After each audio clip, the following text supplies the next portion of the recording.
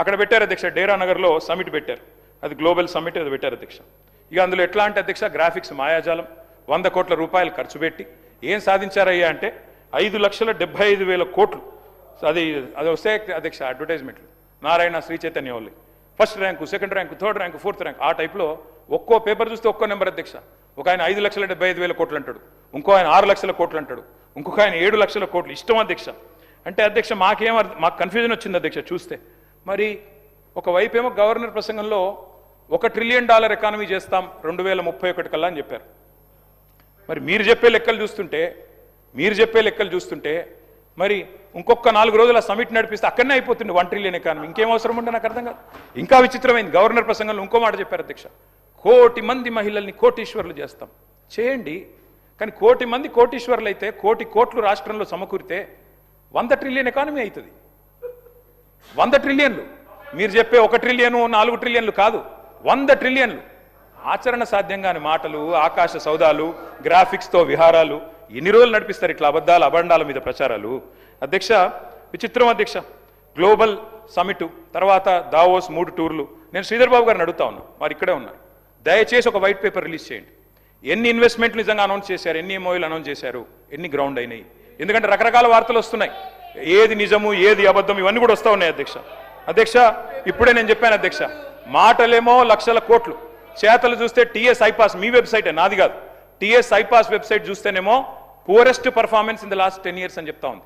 కాబట్టి మంత్రి గారితో నా రిక్వెస్ట్, మీ డిపార్ట్మెంట్లో ఏం జరుగుతుందో చెక్ చేసుకోండి. అట్లాగే ఇంకా విచిత్రం అధ్యక్ష, ఫార్మా సిటీ కోసం మా ప్రభుత్వం ఆనాడు 14,000 ఎకరాలు సేకరించింది అధ్యక్ష. వీళ్ళ రోజు భట్టి విక్రమార్క గారు అక్కడ పాదయాత్ర చేసి అక్కడ అనౌన్స్ చేశారు అధ్యక్ష, ఏమని, ఫార్మా సిటీ భూములు వెనక్కిస్తాం, ఫార్మా సిటీ రద్దు చేస్తాం. ఇవాళ అక్కడ గ్రాఫిక్స్ మాయాజాలంతో ఫ్యూచర్ సిటీ, 4th సిటీ, ఇంకేదో పేర్లు ఇంకా 4-5 ఉన్నట్టున్నాయి అధ్యక్ష. ఇవన్నీ చెప్తా ఉన్నారు. విచిత్రం ఏంటంటే అధ్యక్ష, నేను అసెంబ్లీలో ఇక్కడ అడిగా, pharma city land acquisition was conditional Sridhar Babu గారు, it was conditional to using it for pharma. మీరు ఇష్టం వచ్చినట్టు ఎమ్మెల్యేలకు ప్లాట్లు ఇస్తాం, ఎంపీలకు ప్లాట్లు ఇస్తాం, జర్నలిస్టులకు ప్లాట్లు ఇస్తాం, స్పోర్ట్స్ స్టేడియం కడతాం, 3,000 ఎకరాల జూ పార్క్ కడతాం. అవి కుదరవు అక్కడ, అది మీకు తెలుసు నాకు తెలుసు.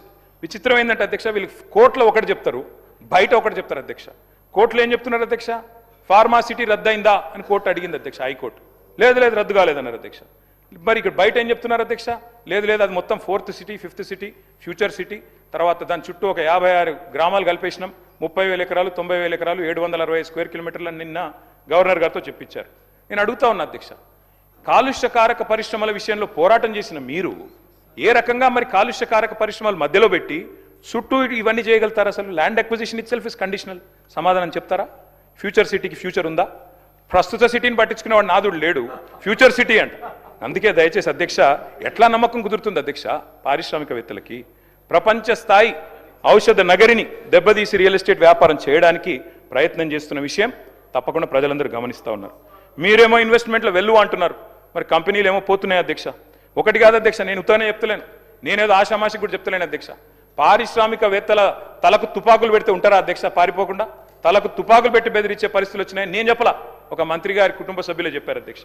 అధ్యక్ష మరి మీరు ఆలోచించాలి అధ్యక్ష, గ్లోబల్ సమిట్ అని పెట్టారు మీరు, సంతోషం, ఆ డేరా నగర్లో పెట్టారు. కానీ 3 ప్రముఖులు ముత్యాల లాంటి మాటలు అయితే చెప్పినారు అధ్యక్ష.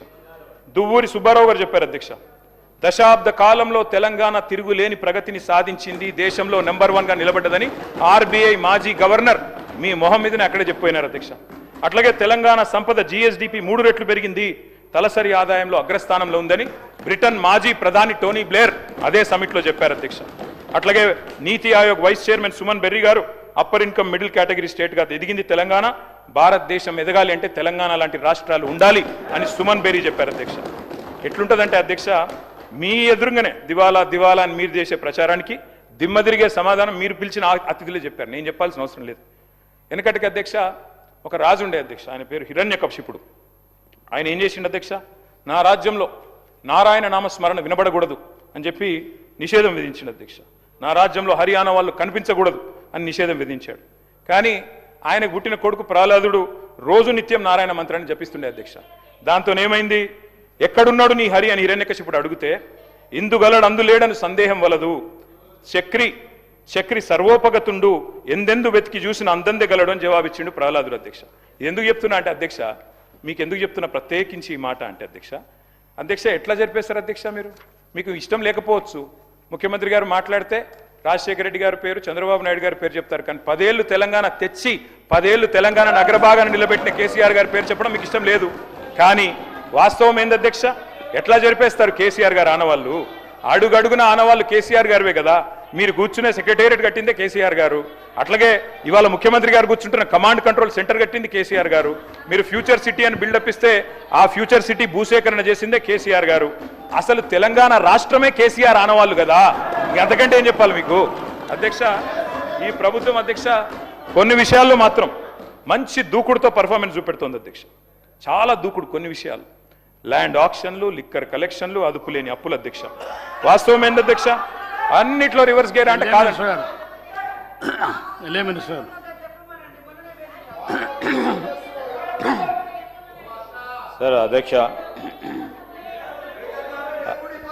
అధ్యక్ష సార్, ఈరోజు మేమిక్కడ ప్రభుత్వంలో ఉన్నది